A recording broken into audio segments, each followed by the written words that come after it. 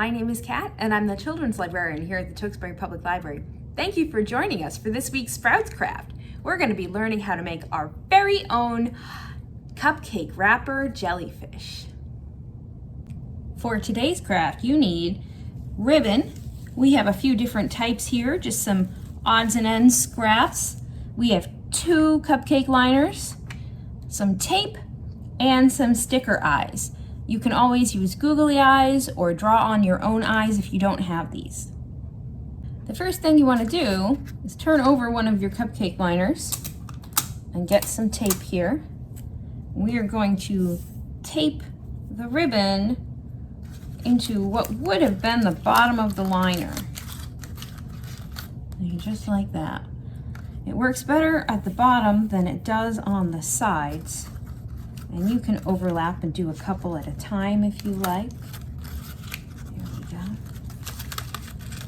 Have them all coming out different directions and different ways. You don't need very long pieces of tape, just little tiny ones will do just fine. Okay. I'm just gonna tape as many as I feel like fit well to the bottom here. We don't have to use all of it up, but we could if we wanted to. There we go. Put in some more orange and blue. You can use any colors, any type of ribbon that you like. You can use gift wrap ribbon or something that you use to put trim on pillows. See, there we go. I think that looks very nice. Now we're going to make a great big tape bubble. I might make 2 just to be sure, and put it right down on top of these. All right, make sure all of the ribbons are out of the way because we're going to take our other cupcake liner and push it right down so it sandwiches all the ribbons inside. There we go.